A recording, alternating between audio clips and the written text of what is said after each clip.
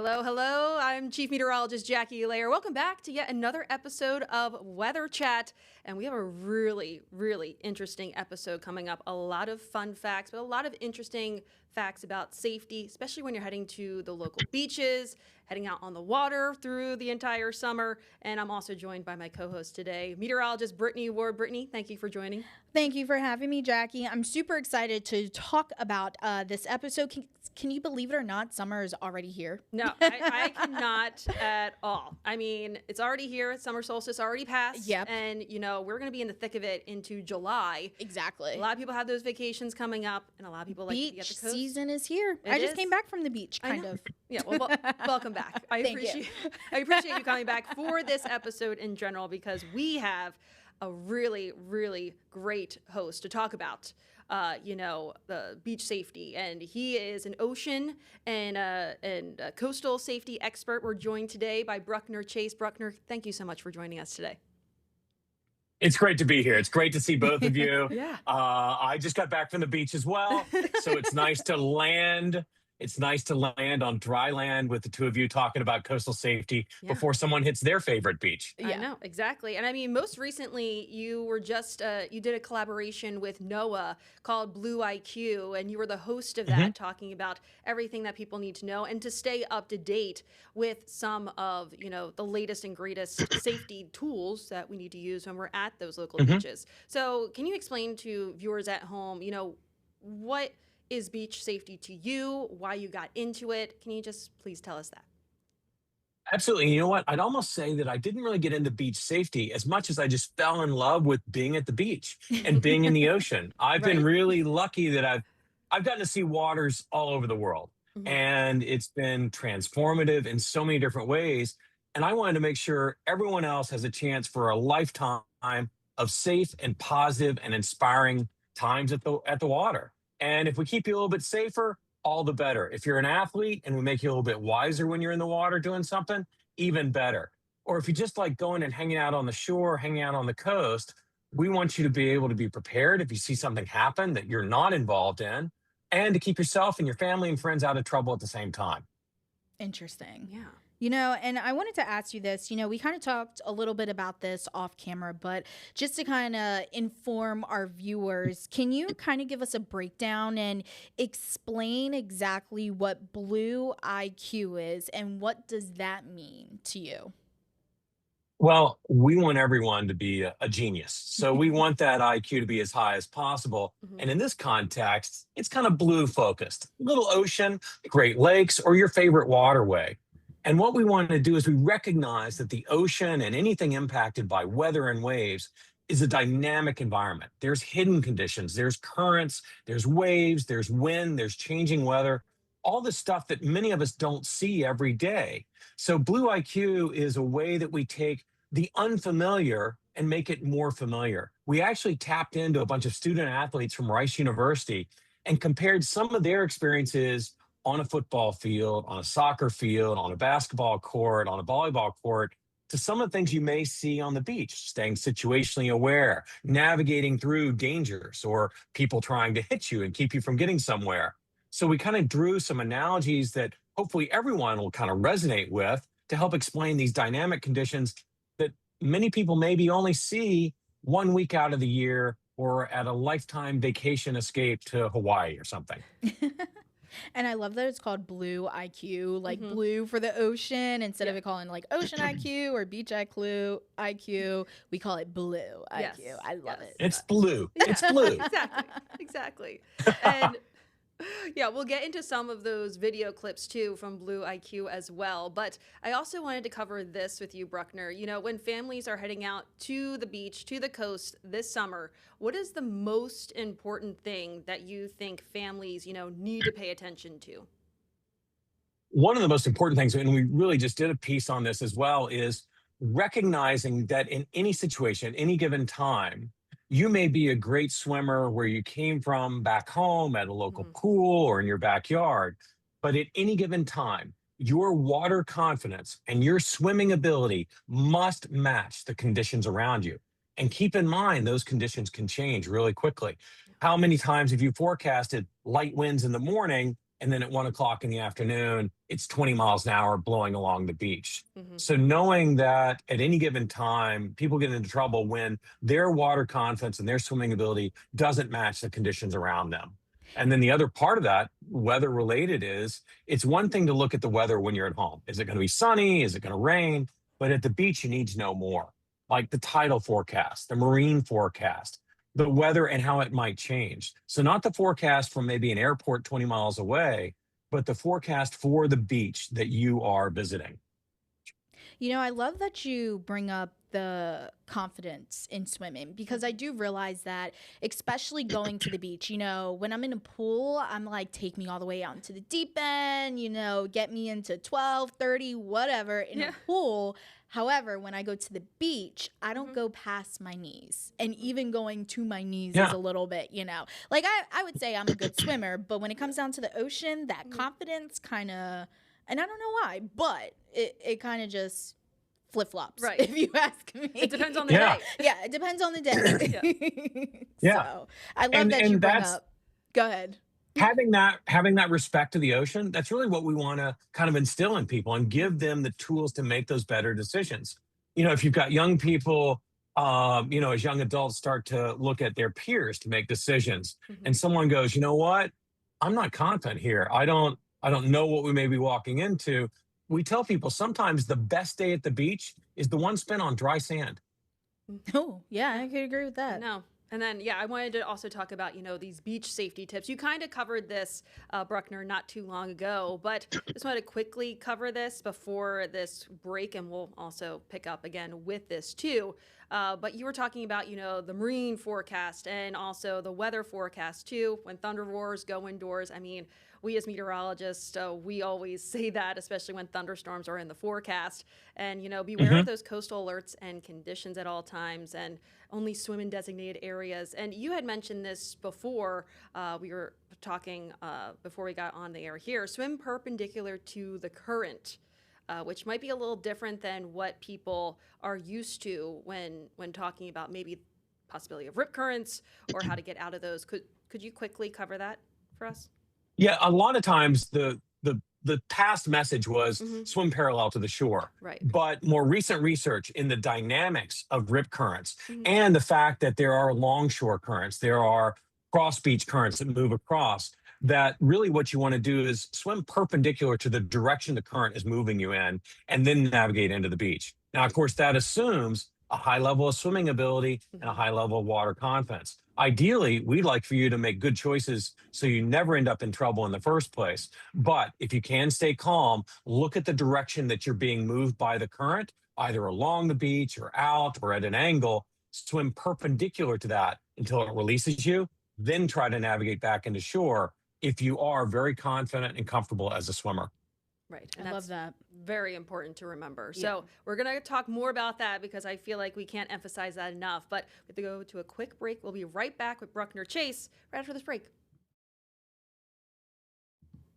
All right, welcome back to this exciting episode of Weather Chat. I'm your co-host, meteorologist Brittany Ward, joined by our host, Chief Meteorologist Jackie Layer, and our special guest today, Bruckner Chase. Now, we are talking about ocean safety. It is that time of year when lots of families are going out to the beach, they're getting in the water, they're enjoying their toes in the sand, Yeah. people just swimming, enjoying life. Yeah. But there are some safety tips Mhm. that we would like to remind you guys just so you and your family stay safe this summer. Yes. So, Brockner, I wanted to continue the conversation about the beach tips. This is where we left off right before the breaks. And I kind of just want to go over with you, some of the water tips that people should be aware of, especially when they are heading out to the beaches. So, the first tip, obviously, when thunder roars, go indoors. But I kind of wanted to talk more to you about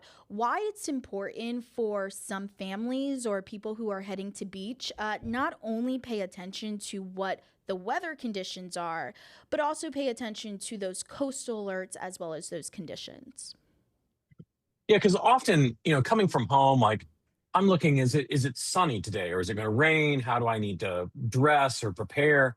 But at the beach, Wind can make a huge difference. If there's a light wind in the morning, but then it's a 15-mile-an-hour wind blowing offshore, Hmm. and you've got a small child maybe in a raft or something, that wind blowing offshore will push them out deeper into the ocean. So wind plays a dramatic impact on the experience someone will have in the water. Blowing along the beach, it might make turbulent, white-capped conditions that would be really difficult to swim through. It'll Hmm. generate wind swell, like chaotic waves, as opposed to a more uniform ground swell. So wind plays a huge role at the beach.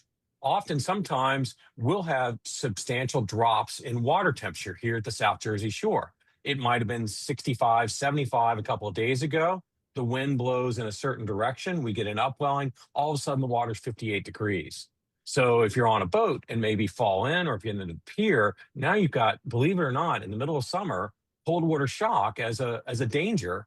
So all of that's Hmm. often covered in what would be a marine forecast, or a surfer would look at like a surf zone or a surf line forecast of water temperatures, Hmm. tidal changes. You've got a 4 or 5 foot tidal change, which means submerged rocks or piers or something might be no danger at all when it's a full high tide.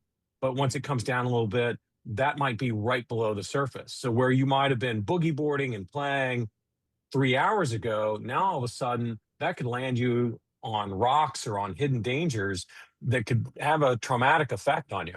Interesting. Yeah. It's so amazing how things quickly can I change. know. And it Yeah, it can yeah, become very dangerous too within, minutes. And that's why we wanted to, host you, Bruckner, to talk more yeah. about this because you've, experienced so many of these dangers, not only at the Jersey Shore, but, coast to coast as well.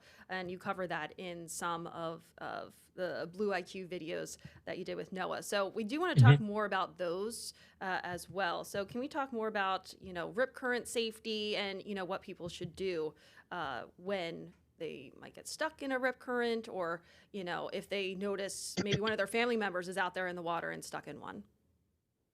Well, I think what's really important is most people, at the end of the day, unless you live it all the time, like lifeguards sitting on a stand, you will not be able to consistently recognize the variances in a specific rip current. Hmm. But what people can recognize is white capped water, the direction of the wind, the size of the waves, all of the stuff that might contribute to making something a high risk area for rip currents, but then knowing the tidal stuff. So making good decisions about not ending up in a rip current in the first place, Right. or any sort of dangerous current.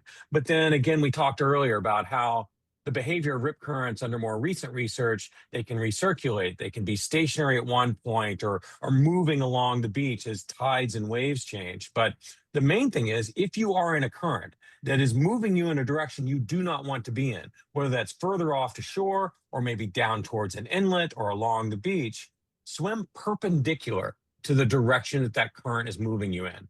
If you're familiar with sailboats, they tack against the wind.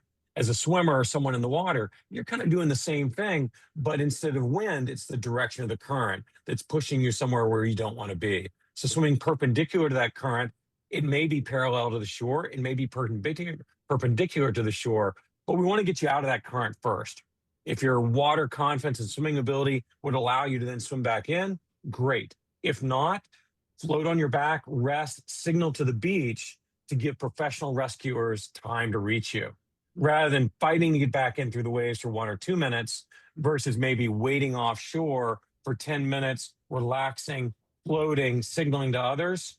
The more time you can give professional lifeguards time to get to you, the chances of your getting back to shore for the rest of your vacation are much better. And I like that you bring that up because I do think that is, something that we've been told a lot to, swim parallel, but now it's perpendicular. So I Hmm. think that is one of the key informations that a lot of families now need to know moving forward Yeah. going to the beaches. Yeah.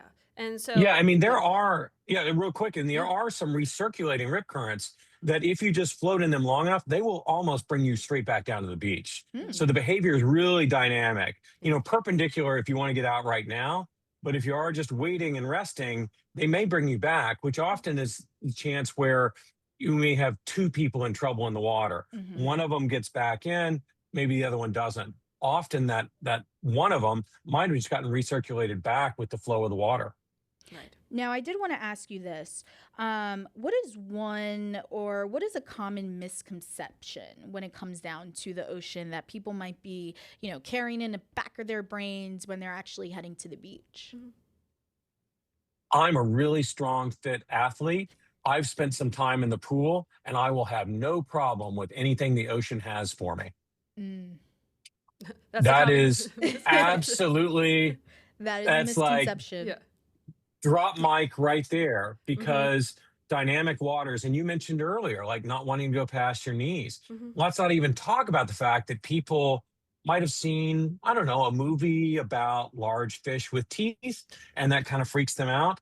Which is why I don't go Very, past very my knees. often, which is why you don't go past your knees. Hmm. But a lot of people too, they get into water, it's over their head, they look around, and often sometimes the scariest thing in the ocean is what we bring with us in our own heads. Hmm. Mhm. And so someone panicking or getting a little uncomfortable because unlike a lake or a pool, there's not a lot of other stuff around you to kind of orient on, going, how far away am I? I don't see a 3 foot marker on the wall. How far might I have to swim to get back? It's not necessarily that a current might be moving really, really fast. It might be that it's really, really subtle and you barely even notice that you've been moved. But Hmm. over the course of 20 or 30 minutes, maybe you're 100 meters further out to shore, or you're 200 meters down the beach. And all of a sudden, by lack of being situationally aware and then self aware of your own ability, it's become a dangerous situation for you and possibly others. Yeah. Wow. So I hope people leave their ego at Yeah. home, Yeah. when they Yeah. head to the beach. No, but Yeah. I'm glad that you mentioned that, Bruckner. But yes, the quick break, and then we have more to talk about with beach safety, water safety with Bruckner Chase right after this short break. So stay tuned.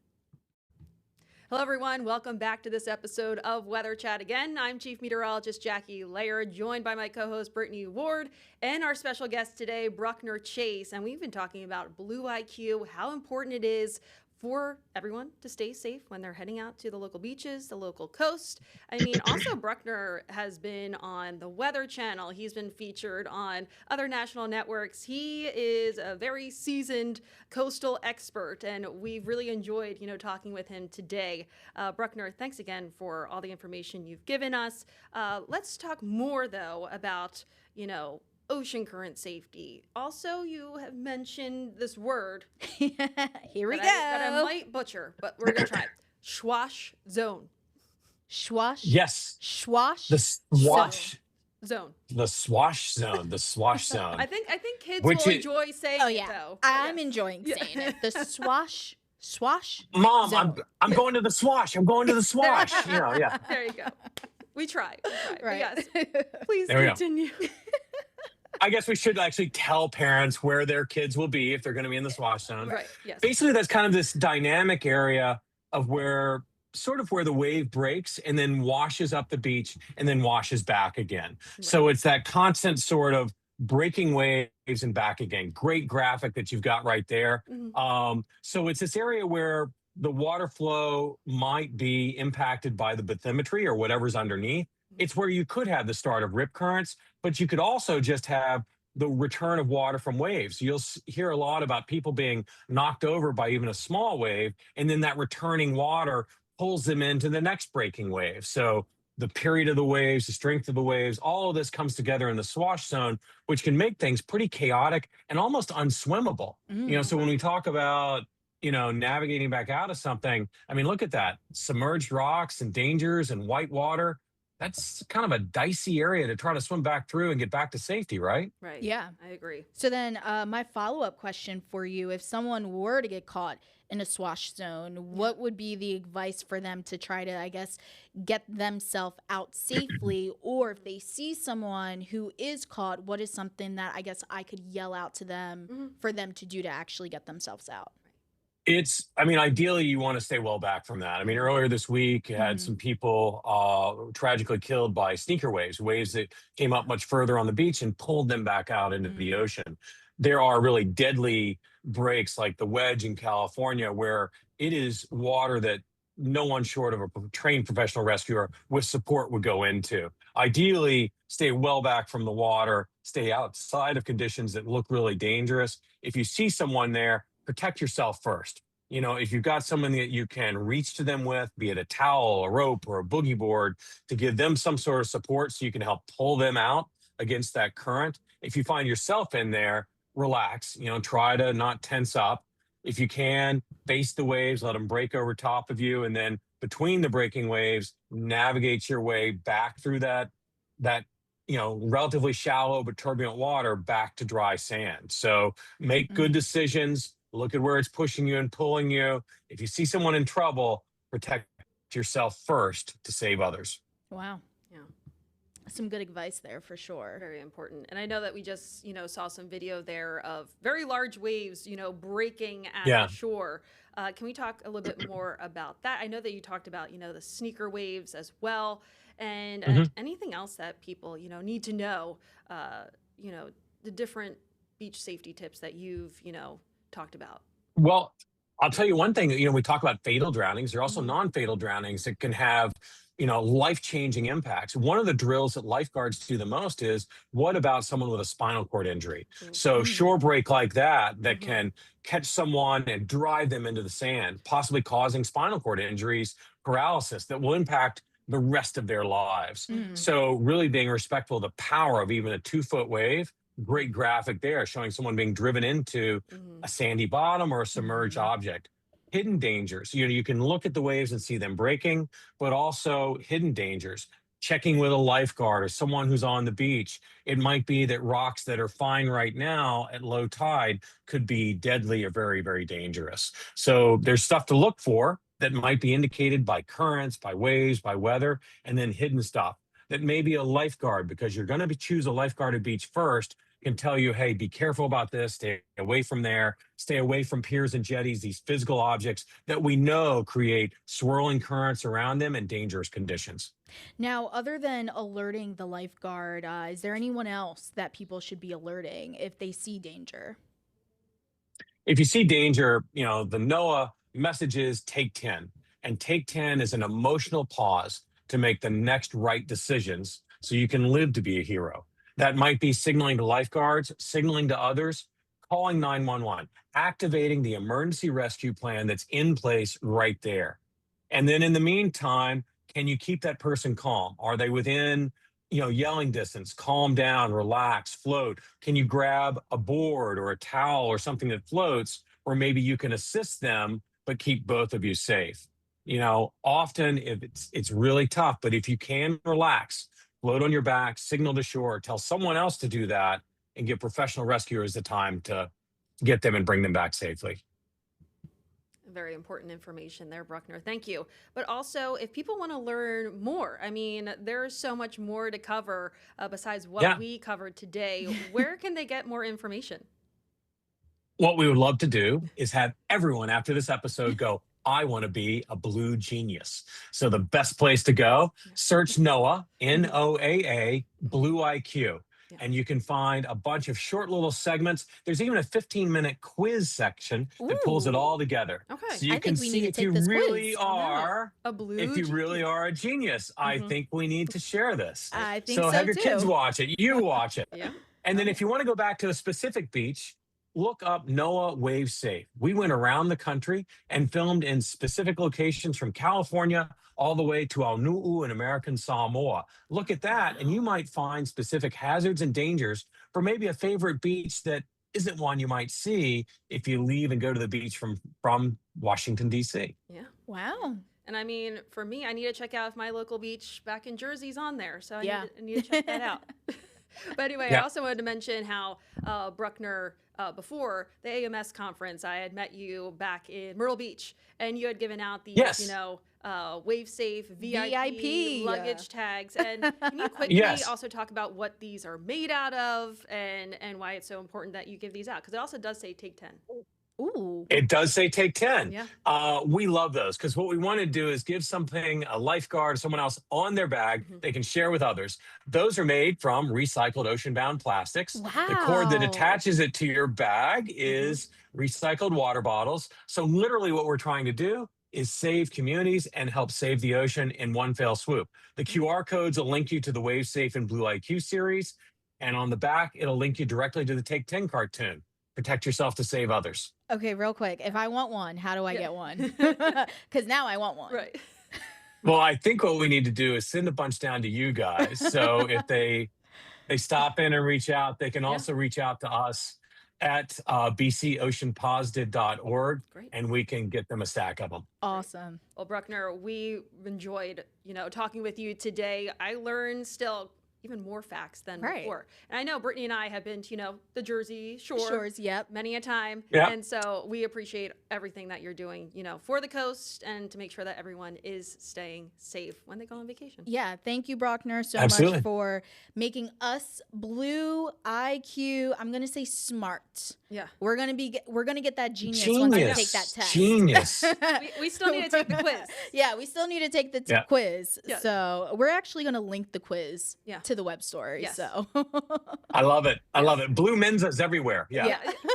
Exactly. Well, Bruckner, thanks again. That's, all the time that we have. And again, like Bruckner just mentioned, go to that website. We'll also link it below on this web story as well. But yes, thanks again. We'll see you next time on Weather Chat.